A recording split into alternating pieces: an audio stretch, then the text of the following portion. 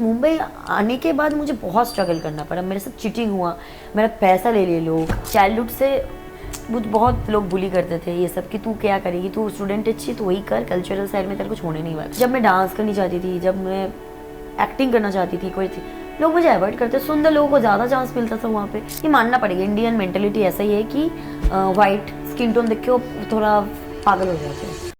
एक टाइम में ना डस्ट की ब्यूटी बॉलीवुड में बहुत छा गए थे, 90s में 20s में। सुष्मिता सेन है, बिपाशा बासु है, रानी मुखर्जी है, काजल एंड और भी है, दीपिका ऑल्सो, प्रियंका चोपड़ा ऑल्सो। तो अभी आप देखोगे तो कोई डस्ट की हीरोइन लॉन्च ही नहीं हो रहा है, सब फेयर, सब फेयर। ओवरऑल कैसा था शो का एक्सपीरियंस आपका? लोग मेरा काट के चले गए, मतलब मुझे बहुत मेरा मजाक भी उड़ाया वहाँ पे, मुझे यूज़ कर लिया, फ्रेंडशिप के नाम पे धप्पा हो गया। नहीं, आप देखोगे तो किसी को इतना टफ डेयर नहीं मिला जो मुझे मिला था, क्योंकि एक लड़की के लिए शेव करना मतलब गंजी चुड़ैल बन जाऊँ कुछ भी, मतलब बहुत बोल्ड स्टेप होता है। लड़के लोग पूछते हैं तुम मतलब करते हो काला जादू, तो मैं बोलती नहीं, मतलब बट मुझे डर लगता है, बंगालीज करते हैं, तुम झूठ बोल रहे हो, तुम करते होगे। तो अजीब अजीब हरकतें करते हैं, मतलब उनको लगता है कि मैं काला जादू कर लूँगी, मैं उनको वश में कर लूँगी।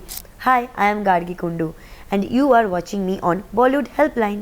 Hey guys, my name is Adarsh and you're watching me on Bollywood Helpline, and today joining me in the conversation is a person who is an actor, who is a model, who is a dancer, and recently Jio Hotstar के एक show पे जिसका नाम है The Society, she has been a part of this, she has been a contestant and she is performing well. लोग इनको काफ़ी ज़्यादा पसंद भी कर रहे हैं शो पे। तो आइए जानते थोड़ी और इनकी लाइफ के बारे में, इनकी जर्नी के बारे में ढेर सारी बातें करेंगे। Please welcome Gargi Kundu. Hi Gargi, welcome to Bollywood Helpline first of all, and congratulations on being the part of The Society on Jio Hotstar. People are loving your performance because बहुत बड़ा प्लेटफॉर्म है। So कैसा लग रहा है सबसे पहले? बहुत अच्छा लग रहा है, लाइक फर्स्ट रियलिटी शो है एंड मुझे करना था रियलिटी शो, बहुत दिन से मैनिफेस्ट किया था मैंने एंड वो हुआ है फाइनली, तो एक्सपीरियंस बहुत अच्छा था। Okay, starting about your journey, जैसे हर आर्टिस्ट की, हर पर्सन की एक जर्नी होती है। I think you are from Calcutta, right? If I am not wrong. So Calcutta से मुंबई आना, यू नो रियलिटी शो करना, कैसे हुआ ये सब? How this journey started? Calcutta में मैं तो एक्चुअली ऑप्टोमेट्रिस्ट थी, आई स्पेशलिस्ट, लोगों को पता नहीं है ये बारे में। So, आप डॉक्टर है बाय प्रोफेशन? हाँ, मतलब डॉक्टर डिग्री में हम लोग ले सकते हैं, बट वो पीएचडी करने के बाद। क्योंकि ऑप्टोमेट्रिस्ट जो है उसका डिग्री ऑलरेडी ऑप्टम है। तो ये ना यूनिक एक डिग्री है एंड ये किसी को पता ही नहीं चलता कि मेरा एजुकेशन एंड क्वालिफिकेशन लोग को समझ में नहीं आता है क्या है। और इसका क्या है ना, मेरा माइनस पावर है पर्सनली, मैं लेंस पहनती हूँ शूट के लिए, तो मैं चश्मा पहनती हूँ खुद। तो मैंने क्यों छोड़ा वो जॉब, उसका रीज़न था कि मेरे को खुद का चश्मा, और लोग बोलते थे तू क्या पेशेंट देखेगी, तू खुद चश्मा पहनती है। ओके। देन और मैं कल्चरल इस साइड में थी, डांस, ड्रामा, एक्टिंग, तो ये सब करती थी।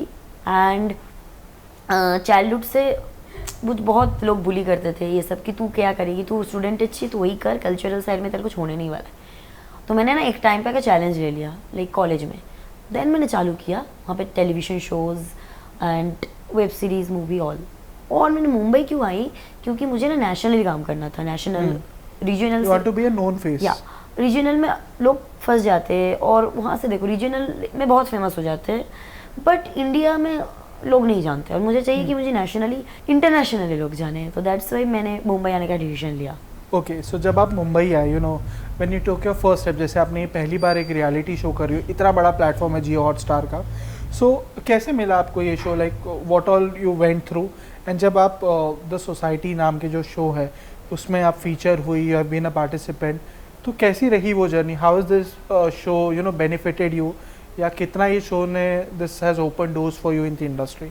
मुझे बहुत एक्साइटिंग लगा, क्योंकि सोसाइटी कभी सुना नहीं था पहले, ऐसा शो नहीं हुआ, तो मेरे लिए बहुत न्यू था। एंड वैसे तो टेंशन भी हो रही थी, बिकॉज कभी बोला नहीं वो लोग कि क्या क्या होने वाला है अंदर, और एक्सपेरिमेंटल था कि चलो देखते हैं, लेट्स सी कैसा होता है। मैं तो रियल हूँ और रियली बनी हूँ शो में, और उसका बहुत सारा पॉजिटिव पॉइंट भी है और नेगेटिव पॉइंट भी है कि रियल होने के लिए मुझे बहुत कुछ खोना भी पड़ा।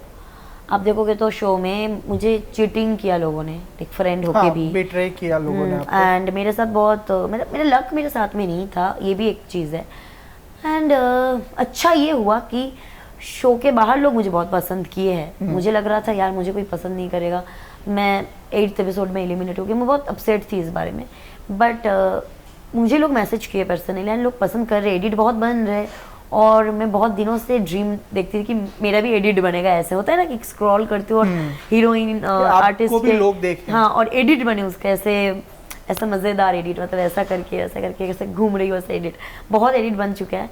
एंड अब मुझे अच्छा लग रहा है। एक महीने से जुलाई बोलते हैं ना, जुलाई इज़ रेनी सीजन, बारिश बहुत होती है, तो बट मुझे प्यार की बारिश हुई मेरे ऊपर, तो पीपल लविंग मी, मुझे अच्छा लग रहा है वो चीज़। ओके एंड जैसे आपने कहा कि आप 8 एपिसोड के बाद एलिमिनेट हो गए, ठीक है, दैट वाज वो एक बहुत अलग कहानी है। बट जब आप 8 एपिसोड में आप फीचर हुई, लोगों ने आपको देखा and as you said you know लोग आपको मैसेज कर रहे हैं कि we loved your performance and everything, so overall experience कैसा था शो के अंदर? मुनावर के साथ या बाकी जितने भी कंटेस्टेंट्स हैं, बॉन्डिंग कैसी थी आपकी? नो मैटर, हमने ऑन स्क्रीन तो आपकी बॉन्डिंग देखी थी सबके साथ, बिट्रेयल्स भी आपको मिले, बट ओवरऑल कैसा था शो का एक्सपीरियंस आपका? क्योंकि वहाँ पे जो लोग आए थे ना, ऑलरेडी बहुत सारे रियलिटी शो कर चुके हैं, उनको एक्सपीरियंस है। मेरे लिए वो न्यू शो है, वो लोग को पता था कि कैसे कैसे करना होता है, सब जानते थे, हो जाता ना प्रैक्टिस, एक्सपीरियंस है उनके लिए नई बात नहीं थी। और मैं थी न्यू रियलिटी शो का, मुझे आइडिया देखती हूँ एज एन ऑडियंस, वो अलग बात है। वो भी क्या, ये न्यू शो है, इसका कॉन्सेप्ट भी नहीं पता। अगर कुछ और शो होता उसको पहले से मैं देख के प्रिपेयर कर लेती थी स्ट्रैटेजी, बट ये कोई आइडिया ही नहीं था। एंड बहुत टफ भी था मेरे लिए, क्योंकि पहले शो ऐसा है कि वो टफेस्ट शो है, society not a easy show. तो ये रियल सोसाइटी को दिखाते हैं यहाँ पे कि एक्चुअली तुम अगर ऑनेस्ट रहोगे, रियल रहोगे, तो तुमको क्या क्या फेस करना होता है। और मेरे साथ वही हुआ कि लोग मेरा काट के चले गए, मतलब मुझे बहुत मेरा मजाक भी उड़ाया, वहाँ पे मुझे यूज़ कर लिया, फ्रेंडशिप के नाम पे धप्पा हो गया। नहीं, बहुत कुछ एक्सपेरिमेंट हुआ मेरे साथ। देन उसके बाद अच्छा ये हुआ कि ऑडियंस मुझे प्यार करने लगे, एंड मुझे चाहिए ऑडियंस का सपोर्ट, तो वो मुझे मिला है एटलीस्ट, तो I am grateful for that. Okay and ये तो चलो एक वर्चुअल सोसाइटी थी जहाँ पे जैसे आपने कहा कि रियल आप जब होते हो, क्यों कहते हैं ना, आप बोल्ड हो, आप रियल हो, तो ऑब्वियसली जैसे आपने कहा कि लोगों ने आपका मिसयूज़ किया या जो भी हुआ। अगर मैं रियल सोसाइटी की बात करूँ, एक्चुअल सोसाइटी जिसे समाज कहते हैं हमारे आसपास, सो वो कैसी थी आपके साथ? Like how has been your childhood like, या फैमिली बैकग्राउंड के बारे में मैं जानना चाहूँगा, how much your family has been supportive to you, family background कैसा था, कितना यू नो ईजी नहीं होता एक अनजान शहर में आके रियलिटी शो में पार्टिसिपेंट बनना, फैमिली बैकग्राउंड के बारे में भी लोग अक्सर जानना चाहते हैं। How has been your family background? Middle class background से मैं बिलोंग करती हूँ, इनफैक्ट बोल सकते हो कि लोअर मिडिल क्लास से ही बिलोंग करती हूँ। धीरे धीरे फैमिली भी शिफ्ट हुई है हायर मिडिल क्लास में, बट चाइल्डहुड में हम लोग रेंट के घर पे रहते थे। देन पापा ने वहाँ पे मेहनत करके अपना घर बनाई, तो फैमिली तो मुझे पढ़ाई लिखाई में सपोर्ट ज़्यादा करते थे। इसमें सच बताओ तो वो लोग खुश नहीं थे शुरू में, एंड मुझे करना था ये, क्योंकि मैं ना चाइल्डहुड से अच्छी स्टूडेंट थी, एकेडमिक वाइज रिजल्ट भी अच्छी करती थी, टॉप में रहती थी, बट कभी कुछ कल्चरली में करने जाती थी ना, तो मुझे सपोर्ट नहीं मिलता था, ना मेरे स्कूल कॉलेज से मिलता था, ना मुझे फ्रेंड्स से मिलता था, ना ही फैमिली से मिलता था। मैं जो भी करती ना, मैं खुद से करती, मैं जिद करके करती, मुझे करना है, करने दो ना। तो बहुत रिक्वेस्ट करने के बाद मुझे मिलता था वो चांस, एंड मैं सोचती थी कि क्या प्रॉब्लम है, लोग मुझे क्यों नहीं ले रहे। एकेडमिक्स में तो मुझे अच्छा रिजल्ट, उसमें सब बोलते थे you are good good good, but जब मैं डांस करनी चाहती थी, जब मैं एक्टिंग करना चाहती थी, कोई थी, लोग मुझे अवॉइड करते। सुंदर लोगों को ज़्यादा चांस मिलता था वहाँ पे, और मैं चाइल्डहुड में सुंदर मतलब एकदम, एक होता है ना कि स्टूडियस लुक, चश्मा पहनती थी एकदम, जो टिपिकल हम मूवीज एंड ऑल में देखते हैं वैसे टाइप की, और भोदू टाइप। तो ऐसी थी, तो लोग मुझे अवॉइड करते थे। इनफैक्ट कोई लड़का भी मुझसे बात नहीं करता था, सब हंसते थे, bully बहुत होती थी। तो एक टाइम पे आके ना मुझे लगा कि मुझे करना है, एंड मुझे प्रूफ करना है, मैं कर सकती हूँ, क्यों नहीं कर सकती, मेरे अंदर टैलेंट है, लोग क्यों नहीं मुझे वैल्यू देते। तो मैं थिएटर ज्वाइन किया बंगाल में, एंड वहाँ पे मुझे बहुत सपोर्ट मिला। फर्स्ट टाइम मैं परफॉर्म करती थी, धीरे धीरे काम मिलना चालू हुआ, लोग पसंद करने लगे, तो मुझे लगा अच्छा यहाँ पे लोग टैलेंट को वैल्यू दे रहे हैं, तो अभी होगा कुछ, देखता है। लुक सिर्फ लुक पे नहीं होता है, बट लुक पे भी होता है यहाँ पे, मतलब ऐसा भी थोड़ा सा पार्ट लुक भी आपके करियर में कहो या आपकी इमेज में बहुत फर्क पड़ता है। मतलब देखो टैलेंट का वैल्यू है, बट लुक का भी है कि लोग ना फेयर लोगों को ज़्यादा पसंद करते हैं, ये चीज़ है, ये मानना पड़ेगा। इंडियन मेंटेलिटी ऐसा ही है कि वाइट स्किन टोन देख के वो थोड़ा पागल हो जाते हैं। फॉरेनर देखोगे ना, वो आएंगे ना, फॉरेनर लोग को देख के ऐसा करेंगे कि बहुत अलग ही बिहेव करते हैं कि हॉलीवुड सेलिब्रिटी जैसा बिहेव करते हैं। और इंडियन भी अगर देखोगे तो इंडियन लोग ना डस्की स्किन को डस्की ब्यूटी बोलते तो है, बट काम देने के टाइम वो लोग अब अवॉइड करते हैं, तो ये मुझे पसंद नहीं है। और चांस भी दे रहे हैं ना, आप देखोगे टेलीविजन सोप में भी अगर कोई डस्की लड़की के ऊपर कोई सीरियल हो रहा है, वो लोग फेयर लड़की को लेकर डस्की बना के उन लोगों को मतलब दिखा रहे हैं कि ये डस्की है, बट एक्चुअली फेयर है। क्यों, कोई रियल डस्की ब्यूटी कोई लोग ना, भाई डस्की लड़की तो कम नहीं है यहाँ पे।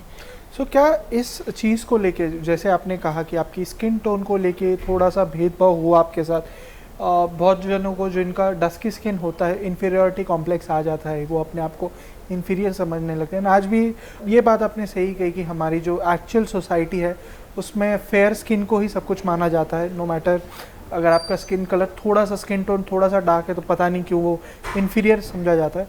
बट इस चीज़ को लेके क्या आपके करियर में बहुत ज़्यादा इफेक्ट हुआ है आपको? क्या आपको जो भी प्रोजेक्ट्स ऑफर हुए हैं या कुछ भी अगर चीज़ ऑफर हुई, क्या आपको सिर्फ इसी वजह से निकाल दिया गया कि आपकी स्किन टोन इज डस्की? क्या आप कभी ऐसा ये तो हुआ है, ये तो हुआ है। जहाँ पे शायद उनको चाहिए था डस्की स्किन, वहाँ पे मुझे काम मिल गया है, बट वो बहुत रेयर होता है, क्योंकि बहुत जगह पे मैं सिलेक्ट हो जाती हूँ, मतलब उन लोगों को पसंद आ जाता है, फिर मुझसे बात भी कर लेते हैं कि पेमेंट वगैरह, तो तब बोलते हैं कि नहीं, फिर मुझे निकाल देते, बोलते प्रोड्यूसर को ना लास्ट मोमेंट में किसी और को पसंद, तो मैं फिर देखती हूँ फेयर लड़की है कोई, तो मुझे तब समझ में आता है इनको फेयर लड़की से ज़्यादा मतलब काम करवाना चाहते हैं लोग, उनको लगता है कि फेयर होगी तो अच्छी दिखेगी, तो ऐसे।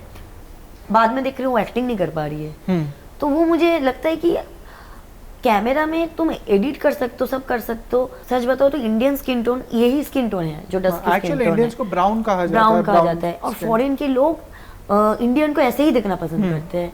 इनफैक्ट इंडियन से पसंद नहीं करते खुद को ऐसा देखने में। मुझे ये चीज़ से बहुत प्रॉब्लम है कि एक टाइम में ना डस्की ब्यूटी बॉलीवुड में बहुत छा गए थे, 90s में 20s में। सुष्मिता सेन है, बिपाशा बासु है, रानी मुखर्जी है, काजल एंड और भी है, दीपिका ऑल्सो, प्रियंका चोपड़ा ऑल्सो। तो अब भी आप देखोगे तो कोई डस्की हीरोइन लॉन्च ही नहीं हो रहा है, सब फेयर, सब फेयर। तो मुझे लग रहा है कि डस्की ब्यूटी उसको लॉन्च करना चाहिए। ओके। एंड बात करूँ स्ट्रगल की, जैसे आपने कहा कि मैं कलकत्ता से हूँ, एंड जब आप अनजान शहर में आते तो ऑफकोर्स एक आर्टिस्ट को, एक एक्टर को बहुत सारा स्ट्रगल फेस करना पड़ता है, ऑडिशंस देने पड़ते हैं, आपको 10 जगह जाके you have to prove yourself, आपका टैलेंट दिखाना पड़ता है and so what has been your struggle journey? Of course struggle तो आपने किया ही होगा, सो किस हद तक किया है? What has been that level of struggle that you have seen? And now काम मिलने में कितना शो मिलने के बाद कितना काम मिलना ईजी हो गया कि अभी भी वो स्ट्रगल वाला फेज चल रहा है? नहीं, स्ट्रगल तो है यार, और ये रहेगा। लाइक एक्टर और आर्टिस्ट के लाइफ में कुछ फिक्स नहीं होता है। बहुत सक्सेसफुल एक्टर एक टाइम पे सक्सेस मिल जाता है, फिर देखोगे कि उनको बहुत साल काम नहीं मिल रहा है। तो इसको तो मैं मान के ही चलती हूँ कि ऐसा नहीं कि मुझे हर टाइम काम मिलेगा, हर टाइम मेरे पास पैसा होगा। तो जब है तब एंजॉय करती हूँ, और जब नहीं होता है मुझे भी दुख होता है, मैं भी डिप्रेस्ड हो जाती हूँ। एंड ऐसा भी होता है कि स्ट्रगल में मुझे कुछ अच्छा नहीं लगता है, मैं इतना डिमोटिवेट हो जाती हूँ। बट फाइनली सडनली मुझे मोटिवेशन भी अचानक से इतना मिल जाता है कभी कभी कुछ चीज़ों से, तो मैं एक्टिव हो जाती हूँ फिर से। एंड ऐसा चलता रहेगा, अप डाउन्स चलता रहेगा। बट मुंबई आने के बाद मुझे बहुत स्ट्रगल करना पड़ा, मेरे साथ चीटिंग हुआ, मेरा पैसा ले लिए लोग, ह्यूज अमाउंट मुझसे लिए हैं। और मैं भी उस टाइम थोड़ा सा कोलकाता से आके ना, आप थोड़े नहीं थे तो आपको नहीं पता था, मुझे बहुत कुछ नहीं पता था। एंड लोग मुझे बोले थे कार्ड बनाना पड़ेगा यहाँ पे, देन इस प्रोडक्शन हाउस में तुमको फिक्स कर देते, थोड़ा इन्वेस्ट कर दो, कर देते तुमको। और मैंने वो इतना दिखाते थे ना कि देखो ये किया वो किया, मेरे साथ इतने सेलिब्रिटी है देखो। और मैं सोच ही लिया था हाँ मैंने बहुत मतलब दे दिया, फिर बाद में मेरे को ब्लॉक कर दिया, और आज तक वो पैसा मुझे नहीं मिला। ये तो लॉस हो गया मेरा बहुत। So just like one other artist, जो चीज़ें आपने फेस की, बहुत लोग ऐसी चीज़ फेस करते हैं, बट बहुत कम ऐसे लोग होते हैं जो ओवरकम कर जाते हैं ना। इनफैक्ट मेरा ओनर भी, मेरा जो पहला ओनर था मुंबई में, हाँ, शी वॉज क्रेजी, साइको थी वो, मुझे घर से निकाल दी थी अचानक से। क्यों ऐसे, क्या पागल थी वो, उसको पता नहीं मुझसे प्रॉब्लम था। मैं आई थी मुझसे हर चीज़ में प्रॉब्लम था, एंड प्रॉब्लम थी, आई मीन सॉरी मैं बंगाली हूँ थोड़ा ना, मुझे हो जाता है। तो वो मुझे बहुत इंसल्ट करती थी, और एक दिन बहुत कुछ हुआ है। मैं अभी इसमें बोलने जाऊंगी ना, बहुत एक बहुत पॉडकास्ट इंटरव्यू उसमें चला जाएगा। ओके। तो और मैं हेल्पलेस थी, मुझे पैसा नहीं था, मेरा बैग ले लिया था और मैंने बैग भी रिटर्न नहीं किया। मेरा सामान ले लिया और मुझे निकाल दिया लिटरली। एंड मैं उस टाइम बहुत डर रही थी कि मैं क्या करूँ। फिर मैं वर्सोवा विलेज में गई, वहाँ पे स्ट्रगल किया। मेरे फ्रेंड वहाँ पे थे, मुझे रहने के लिए जगह दिया, खाने के लिए मुझे उस टाइम हेल्प किया। बट फिर वो भी बोलने लगे कि नहीं ऐसा नहीं होगा, पैसा तो उनको देना पड़ेगा अब। तो तब मैं बहुत, क्योंकि 2-3 दिन बाद हो जाता है कि आप कितना तुमको हेल्प करो, अब तुम पैसा दो और रहो। तो उस टाइम मुझे काम मिलने में धीरे धीरे मतलब मैं लोगों के पास गई और मेरा इंस्टाग्राम स्ट्रॉन्ग था थोड़ा सा, तो इंस्टाग्राम मुझे बहुत हेल्प किया। मैं इवेंट में जाती थी, कवर करती थी, रील बनाती थी, तो वहाँ से मैं इनकम करना चालू किया फिर से। तो मैं थोड़ा सा सर्वाइव करना, तो सोशल मीडिया ने थोड़ा क्या कहते हैं आपकी स्ट्रगल फेस में बहुत ज़्यादा हेल्प किया है। हाँ, सोशल मीडिया नहीं होती तो मैं शायद मतलब बहुत स्ट्रगल करना पड़ता और भी मुझे। ओके। एंड अगर मैं बात करूँ apart from being an actor, क्योंकि जब मैं आपका इंस्टाग्राम देख रहा था तो उसमें कहते हैं ना कि आपका पोर्टफोलियो मैंने देखा, आपके टाइटल्स देखे कि आप एक्टर भी हैं, मॉडल भी हैं, आप डांसर भी हैं। So which is that one thing जो you enjoy the most, no matter आप you are good at everything, but एक ऐसी चीज़ होती है that you are the best in that. So what is that one thing? Is it acting? Is it modeling? Is it dancing or what? Acting is my first priority. I love to do that and मैं acting course भी किया Saurabh Sachdeva sir के पास, Atul Mongia sir के पास, और भी मैंने attend किए बहुत सारी जगह पे। एंड मैं रेगुलर प्रैक्टिस में रहती हूँ कि उसको छोड़ के मैं नहीं रह सकती। एंटरटेनमेंट फील्ड में रहना चाहती हूँ, रियलिटी शो रियल साइड दिखाया जहाँ पे शायद मेरा बहुत कुछ नहीं निकल गया है। मैं बहुत वहाँ पे जो हूँ कॉमेडी में बहुत अच्छी करती हूँ, तो वो वहाँ पे शो नहीं हुआ। बट अगर मुझे कभी कॉमेडी एक्टिंग का मौका मिला तो मुझे लगता है मैं बहुत अच्छी करूँगी। सो इनफैक्ट किस टाइप के रोल्स अभी आपको ऑफर होते हैं अपार्ट फ्रॉम शो के पहले आपको किस टाइप के रोल्स ऑफर होते थे, एंड अभी शो में आने के बाद ऑब्वियसली आपकी पॉपुलैरिटी बढ़ गई है, तो अब किस टाइप के रोल्स आपको ऑफर होते हैं? अब तो मुझे लीड के लिए ऑडिशन आता है एंड मैं दे रही हूँ बहुत अच्छे जगह पे। शुरू हुआ है, देखते हैं, रिजल्ट इतना जल्दी होता नहीं है, स्ट्रगल है। और मेरे लिए जो काम होगा ना मुझे ऐसे ही मिलेगा। मुझे लगता है कि मैं ट्राई करती रहूँ रिजल्ट के लिए। मैं ऐसे नहीं कर सकती कि ऑडिशन दिया कब होगा वो, तो वो ना छोड़ देती हूँ कि अच्छा कर लेती हूँ, मेरे हिसाब से दे देती हूँ। अब जो अगर उनको लगेगा कि होगा वो बुलाएंगे, मैं वो पीछे नहीं पड़ सकती किसी का कि मुझे बोलो हो क्यों नहीं रहा है। बहुत एक्टर होते हैं मैं देखती हूँ तो वो डिप्रेस रहते, रिजल्ट बताओ, अपडेट दो। तो मैं अभी शांत रहती हूँ उस मामले में। ओके। बात करूँ आपके शो की द सोसाइटी की, तो उसमें the Munawar Faruqui was the host and all. So उनके साथ एक्सपीरियंस कैसा था when you saw him for the first time? कैसे है वो रियल लाइफ में? ऑडियंस ये जानना चाहती है बिकॉज मुनावर एक बहुत ही सोशल मीडिया पे एक बहुत अलग पर्सनालिटी, रियल लाइफ में बहुत अलग पर्सनालिटी है। बट आपने तो चलो उनके साथ काम भी किया, you been part of 8 episode, so how is he actually? 8 बाद में 2 एपिसोड, मतलब 10 एपिसोड। ओके, 10 एपिसोड्स में। सो how is he actually? He is game master जैसे, मतलब बहुत कुछ जानते हैं वो, जैसे कि कॉमेडी, एक्टिंग, शायरी, टैलेंटेड, मल्टी टैलेंटेड। देन उनको ना सामने से मैं पहली बार देखी हूँ, उनको वीडियो देखी, वायरल हुए थे, कंट्रोवर्सी हुआ था, सब कुछ हुआ था, मैंने देखा। But as a human being मैं फर्स्ट टाइम उनको सामने से देखा। तो ही इज़ लाइक गाइड, वो गाइड कर रहे थे शो के अंदर कि कैसे जाना है। जो गलत कर रहे थे गलत बोल रहे थे, जो सही कर रहे थे उनको सही बोल रहे थे। बट मुझे थोड़ा सा लगा कि वो आज़मा के लिए शायद थोड़ा सा फ्रेंडली, मतलब 6-7 साल से जानते होंगे, तो थोड़ा सा उनको आज़मा को थोड़ा और बोलना चाहिए था। थोड़ा ज़्यादा आज़मा को ना थोड़ा और बोलना चाहिए था कि आज़मा बहुत गलती किया, लोगों को इतना डिस्टर्ब किया, इतना एनॉय किया। तो आज़मा को थोड़ा सबक सिखाना चाहिए था, जो मुझे लगता है उसको आज़मा को उतना मिला नहीं वो सबक। ओके। जो है तो हो सकता है कि जान पहचान है, दोस्ती है, इस वजह से।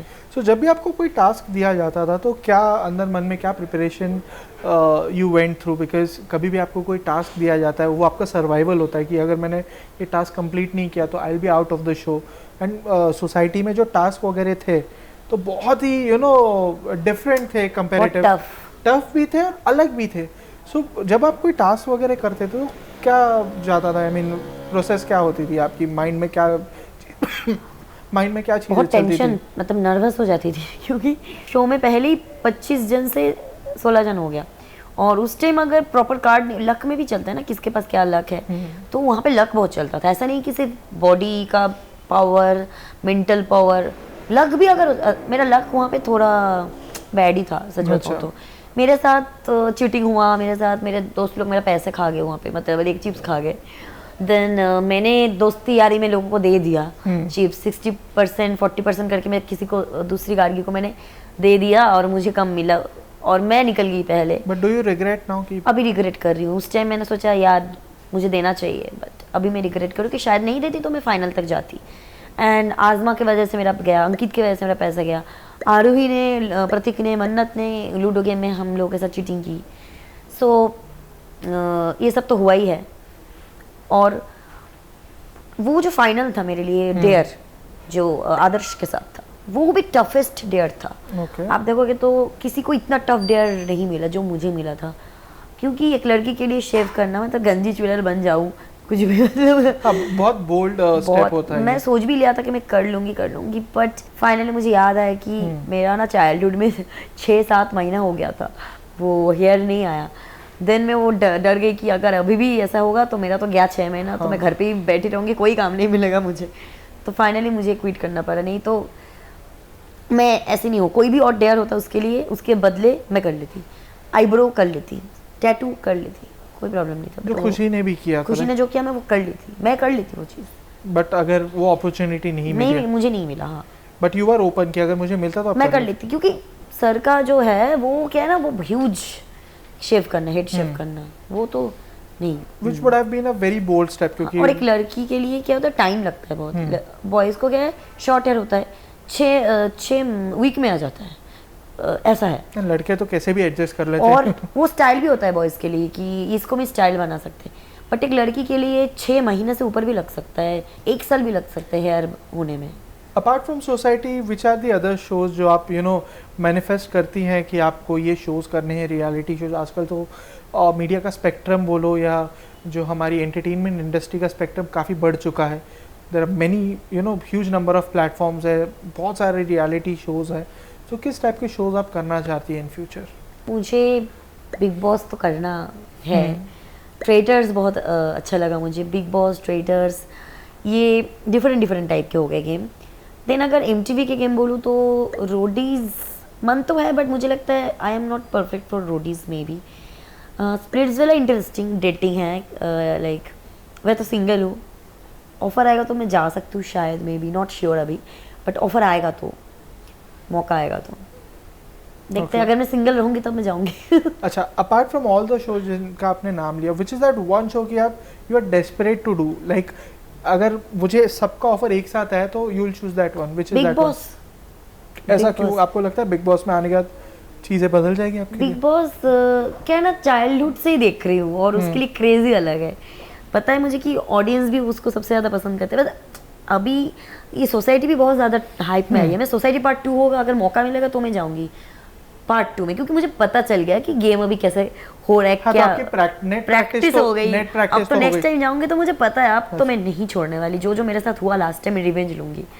तो ये है। ओके, एंड बात करूँ आपके ड्रीम कोलैबोरेशंस की, which are the upcoming projects your fans want to know कि कौन सी प्रोजेक्ट्स गार्गी कर रही है, हम गार्गी को और कहाँ देख सकते हैं? कोई सॉन्ग्स है, वेब सीरीज़ है, मूवीज़ है, हम किस में देख सकते हैं अभी आगे? मैं तो ऑडिशन दे रही हूँ, बहुत चीज़ वो ट्राई कर रही हूँ। देन मैंने किया है वेब सीरीज़ जो आने वाला है, एंड इंस्टाग्राम में मैं एक्टिव हूँ, हर दिन मैं कुछ ना कुछ करती रहती हूँ, इवेंट अटेंड, ब्रांड कोलैब, ये तो चलता रहता है। बट मैं मूवी करना चाहती हूँ, big project like movie, web series, as an actor काम करना चाहती हूँ। एंड मुझे बहुत सारे लोगों ने ये बोला रियलिटी शो कर लिया तुमको एक्टिंग का काम नहीं मिलेगा, बट आई एम कन्फर्म कि अगर मैं अच्छी एक्टर हूँ, मतलब मुझे पता है कि मैं बंगाली हूँ, अभी मैं मुंबई जस्ट आई हूँ, 1 साल हुआ है, एंड मुझे डिक्शन का इशू है एज एन बंगाली, बट मैं उसमें बहुत ज़्यादा हार्डवर्क कर रही हूँ। तो कुछ महीनों में मुझे जो भी प्रॉब्लम है सब मैं ठीक कर लूँगी और मुझे फिर कोई नहीं रोक सकता। सो करंटली मुंबई में क्या वो चीज़ है, are you facing any issue या कोई स्ट्रगल फेस कर रहे हो मुंबई के अंदर? बिकॉज मुंबई एक ऐसी शहर है, it is known to be you know dream city, हर कोई मुंबई आना चाहता है, बट बहुत कम लोग ही सर्वाइव कर पाते हैं. सो क्या आप करेंटली कोई इशू फेस कर रही हैं या स्ट्रगल फेस कर रही है फाइनेंशियली बोलो, या you know just because you said कि आपको लोग बुली करते थे एंड ऑल एवरीथिंग, सो क्या कभी मुंबई में या स्पेशली इन योर लाइफ कभी आपने ऐसी कोई चीज़ फेस की है? फाइनेंशियली ये तो चलता रहता है, मतलब जब काम है एक साथ बहुत सारा पैसा आ जाता है, और क्या होता है फिर खर्चा भी होता है. एक आर्टिस्ट बनने के लिए बहुत कुछ मेंटेन करना पड़ता है. जब पैसा आता है तो खर्चा करती हूँ, बट जब नहीं होता है तब बहुत मुश्किल हो जाता है. और यहाँ पे क्या सिस्टम 30 डेज 60 डेज 90 डेज बाद वो इंस्टा का भी पेमेंट कभी कभी लेट आता है, कभी कभी एडवांस भी आता है. जो ब्रांड एडवांस में पे करते हैं मुझे बहुत अच्छा लगता है उन लोगों के साथ काम करने में, और मज़ा आता है. और कुछ है कि लेट करते, बहुत लेट करते, बोलने के बाद भी नहीं देते, काम करवा लेते हैं फटाफट, मतलब बोलते हैं करो अभी, पोस्ट करो अभी करो, और फिर मतलब पेमेंट करने के टाइम कहाँ गायब हो जाते पता नहीं. ये तो इंडस्ट्री में है, बहुत सारे प्रोडक्शन हाउस आगे भी मतलब अच्छे से पेमेंट करते हैं, कुछ प्रोडक्शन हाउस बहुत लेट करते हैं. तो ये सब स्ट्रगल तो है ही फाइनेंशियली. एंड और ज़्यादा है कि जैसे मैंने बोला कि डस्की होने के कारण मुझे बहुत सारी जगह से सुनना पड़ता है कि स्किन टोन की वजह से तुम्हें नहीं ले सकते, तुमको नहीं ले सकते हम. सो कभी आपने ऐसा सोचा, sorry if I am asking this, कि जैसे आपने कहा कि आपको रिजेक्शन फेस करना पड़ता है डस्की स्किन को यू नो छुपाने के लिए, डस्की स्किन की वजह, वो तो नेचुरल है, बट आजकल बहुत सारे एक्ट्रेस हैं who go through a lot of treatments. अगर मैं बोलूँ जैसे स्किन लाइटनिंग ट्रीटमेंट भी एक चीज़ है, बहुत सारी हमारे बड़ी बड़ी एक्ट्रेसों ने भी स्किन लाइटनिंग ट्रीटमेंट करवाए. सो कभी आपको ऐसा लगा कि मैं ये ट्रीटमेंट करवा ली तो ताकि मेरे करियर में मुझे फ़ायदा हो, कभी आपने ऐसा सोचा? मैंने किया भी था, मैं झूठ नहीं बोलूँगी, मैंने किया था. एंड वो मुझे इंस्टा से कोलैब में मतलब आया था कि कोलैब कर सकते हैं हम लोग, ट्राई कर सकते हैं IV ग्लूटाथियोन. तो मैंने किया था, बट मुझे लगा कि कुछ खास मुझे फील नहीं हुआ. बट अच्छा है वैसे वो ना, अगर कंटिन्यू करूँ, मैं तो कंटिन्यू नहीं किया, कंटिन्यू अगर करूँगी ना तो शायद रिजल्ट आएगा. तो देखते हैं. आपको लगता है कि यू नो अगर आप डस्की से फेयर स्किन में आ जाएगी तो आपके करियर में यू नो आपको बहुत सारी अपॉर्चुनिटीज़ मिलेगी? अब मुझे कंटिन्यू करना पड़ेगा, और तब मैं एक्सपेरिमेंट कर सकती हूँ इस चीज़ को लेके कि अगर मैं कंटिन्यू कर ली और मेरा कुछ ह्यूज डिफरेंस हुआ और उसके बाद अगर काम मिल रहा है तो मानना पड़ेगा कि वही चीज़ है कि स्किन की वजह से ही मेरा सब काम स्किन कलर की वजह से मुझे काम रुक रहा था. और वैसे तो मेरा हिंदी का थोड़ा सा मैंने बोला तो उसके ऊपर मैं काम कर रही हूँ. संजय सर है जो मुझे सिखाते हैं हिंदी, एंड मैं बहुत मेहनत कर रही हूँ. जो भी मेरा प्रॉब्लम्स है मैं वो सब ओवरकम करने की ट्राई कर रही हूँ. एंड मेरे आखिरी 2 सवाल, at this stage of your life you know जैसे आपने एक रियलिटी शो कर लिया है, ऑडिशंस दे रही हैं, आपको ऑफर्स भी आ रहे हैं, नॉल, सो करेंटली फैमिली का क्या टेक है? क्योंकि जैसे आपने कहा कि आपकी फैमिली हो या जो आपको सपोर्ट नहीं करते थे during your school days and everything, so अब जब आप वो आपको देखते हैं और कि you are you know excelling in your life, तो फैमिली का टेक कैसा है? डिड दे एक्सेप्ट यू कि अच्छा आप you know you go ahead in your acting career and everything, कि अभी भी थोड़ा सा वो आनाकानी है? नहीं, अभी भी वो लोग सेटिस्फाइड नहीं है. मतलब वो लोग बोलते हैं कि उनको समझ रियलिटी शो उतना समझ में नहीं आता है. वो देखते मतलब फैमिली थोड़ा सा ऑर्थोडॉक्स टाइप के हैं, पुराने ख्यालात के हैं, उनको वो सब पसंद नहीं है. और इंडस्ट्री के बारे में मतलब उनको अच्छा लगता है कभी कभी जब मैं कुछ अच्छा काम कर लेती हूँ तब वो लोग बहुत खुश हो जाते हैं. बट फिर जब बहुत टाइम से देखते हैं कि मैं बैठी हूँ तब बोलते हैं क्या मतलब जॉब कर ले, फिर से जॉब कर ले, जॉब ज्वाइन कर ले, तू मेडिकल प्रोफेशन में थी वहाँ रिटर्न कर, नहीं तो शादी कर ले. तो अब शादी क्या करूँ, मैं तो सिंगल हूँ. और यहाँ पे क्या हुआ कि मुंबई आने के बाद ना मुझे नहीं पता बंगाली लोग को यहाँ पे काला जादू ये सब करने के लिए बहुत, हाँ ये स्टीरियोटाइपिकल बातें हैं कि बंगालीज आर नोन फॉर वो ब्लैक मैजिक एंड लड़कियों को देख के बंगाली ब्यूटी तो एक कहा जाता है, बट बंगाली को जैसे हम वर्ड सुनते हैं तो अरे काला जादू आता है, आपको भी करना आता है क्या, एंड तो ऐसी सब स्टीरियोटिपिकल बातें जो नहीं करनी चाहिए, बट स्टिल बहुत सारे बंगालीज को ही फेस करना पड़ता है. आपके साथ भी हुआ? हाँ, मतलब बंगाली सुन के लोग पूछते हैं. इनफैक्ट मैं सिंगल हूँ क्योंकि लड़के लोग पूछते हैं तुम मतलब करते हो काला जादू, तो मैं बोलती नहीं मतलब, बट मुझे डर लगता है, बंगालीज करते हैं, तुम झूठ बोल रहे हो, तुम करते होगे, तुम ब्लैक ड्रेस पहनते हो, मैं ब्लैक भी पहनती हूँ तो बोलते तुम ब्लैक ड्रेस पहनो, तुम काला जादू करते हो. ये कौन सी बात में बोला ये आपको? हाँ, मैं बोलती हूँ अच्छा बाकी लोग पहनते उसमें कुछ नहीं, और एक मैं ब्लैक ड्रेस पहन लिया, आज मैं ब्लैक पहनी हूँ तो कोई मुझे बोलेगा तो अजीब अजीब हरकतें करते हैं. देन डर के मतलब भाग जाते हैं और फिर मैं सिंगल रह जाती हूँ. मतलब उनको लगता है कि मैं काला जादू कर लूँगी, मैं उनको वश में कर लूँगी। अजीब है, मतलब कैसे कैसे लोग सोचते हैं यहाँ पे। बड़ा ही वियर्ड कहते हैं ना आपके साथ, बहुत वियर्ड इंसिडेंट्स होते हैं कि इनफैक्ट होता है, मतलब काला जादू एग्जिस्ट हाँ होता है मतलब, बट मैं नहीं करती हूँ ऑब्वियसली। और उनको अगर लगता है तो मैं कुछ चेंज नहीं कर सकती, क्योंकि मुझे देख के नहीं, अगर वो ज़्यादा ऐसा होता है ना कि ज़्यादा ही कर रहे तो एक बार करके ही दिखा दो कि आते रहो। अभी मैं डरा देती हूँ लोगों को। अब अच्छा, क्या है डरा ना, देती हूँ। अब मैं बोल देती हूँ, बहुत ज़्यादा बोलते हैं ना तो बोलती हूँ अब मैं करूँगी, क्योंकि तुम बहुत ज़्यादा बोल दिए, अब मुझे गुस्सा आ रहा है, मैं करूँगी, अब तुम क्या कुछ नहीं कर सकते। तो बट कभी आपने ऐसा सोचा ये स्टीरियोटिपिकल बातें ब्रेक करनी है? डिड यू, बिकॉज आप सोशल मीडिया इन्फ्लुएंसर हो, आपके 1 मिलियन से ज़्यादा आई थिंक फॉलोअर्स है, तो कभी आपने ऐसा सोचा कि इस चीज़ को लेके, बंगालीज को लेके जो स्टीरियोटाइप है, मैं इसके बारे में आवाज़ उठाऊँ या बोलूँ अपने सोशल मीडिया के कि this is what I am facing? I hope बहुत सारे लोग विल बंगाली सपोर्ट। बहुत सारे बोलते हैं इस बारे में। मैं देखिए, मैं इसको ना मजाक में ही ले लेती हूँ, और मुझे बोलते हैं ना, मैं उसको फिर डरा देती हूँ, और मैं देखती हूँ उसके बाद वो लोग थोड़ा सा कंफर्टेबल होते हैं। नहीं, मैं बोलती हूँ अब मैं करूँगी, अब पुतला लेके बोलते अब मैं करने वाली हूँ, और जब कर देती हूँ ना कुछ होता नहीं तो बोलते हैं ओह अच्छा, नहीं कुछ नहीं हुआ। मतलब हम मज़ा करते हैं, बस फ्रेंड लोग भी बहुत पूछते रहते हैं, और मैं सोचती हूँ कि सीरियसली अगर ले लूँगी ना तो वो ज़्यादा और करेंगे ऐसा, और मैं हल्के में ले लूँगी, नहीं इग्नोर कर दूँगी ना मजाक में लेके, तो बंद हो जाएगा धीरे धीरे। नहीं, अगर आपको करना है तो आप कास्टिंग डायरेक्टर वगैरह साथ कर सकते थे। अगर मैं कर सकती थी तो आज मैं हीरोइन नहीं बनती। काला जादू करके आज मैं हीरोइन नहीं बन सकती थी। प्रोड्यूसर डायरेक्टर को काला जादू करके मैं बन जाती ना। भले मजाक से हटके, बट ये बहुत ही गलत बात है, लोग ऐसी सब बातें स्ट्रगल क्यों कर रही हूँ फिर मैं तो। बट बहुत गलत बात है, लोग ऐसे, आई डोंट थिंक ऐसे किसी को भी, किसी के रिलीजन को लेके या कास्ट को लेके कुछ ऐसी जो गलत बातें हैं वो करनी चाहिए, which is it gives a very bad image to the person and आपकी इमेज भी। कोलकाता के बंगाली को ये फेस नहीं करना पड़ता है वैसे। अच्छा। वहाँ पे ये सब होता ही नहीं, तो मुझे नहीं पता था इस चीज़ को। मैं मुंबई आने के बाद पता चला कि यहाँ के लोग ऐसा है कि अगर आप वहाँ जाके बोलते तो लोग मिलके मारेंगे आपको। कोलकाता में बोलते ही नहीं है ना, बंगाल का जगह, तो वहाँ पे नॉन बंगाली भी बोलते नहीं है, यहाँ पे बोलते हैं। सो आई होप अगर कोई गाड़ी को देख के ऐसा बोले कि आपको काला जादू तो इनको नहीं आता, प्लीज़ ऐसी सब बातें मत किया करिए, ताकि आपकी भी इमेज अच्छी हो और सामने वाले को भी हर्ट ना हो। And lastly my take, any small message from your side to your fans out there, to the audience out there जो आपको देखती हैं and who wants to see you in the future projects as well, who has been constant support with you, because जब भी आप social media पे अपना कोई पोस्ट डालती है, ब्रांड कोलैबोरेशन हो, या जब भी आप किसी रेड कारपेट पे होती हो, so लोग आपको पसंद करते हैं। So any small message from your side? मुझे लोग पसंद कर रहे हैं आफ्टर सोसाइटी की मेरा ऑनेस्टी लोगों को पसंद आया, क्योंकि मैं रियल थी, एक भी मैं तो फेक चीज़ें मैं किया नहीं फुटेज के लिए, एक्स्ट्रा अटेंशन के लिए।